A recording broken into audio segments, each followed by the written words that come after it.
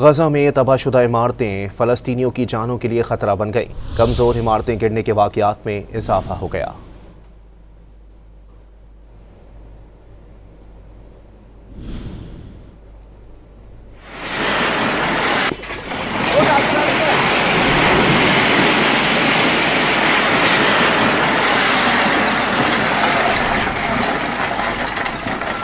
गजा में तबाहशुदा इमारतें फ़लस्तीनियों की जानों के लिए ख़तरा बन गई। कमज़ोर इमारतें गिरने के वाक़यात में इजाफा हो गया।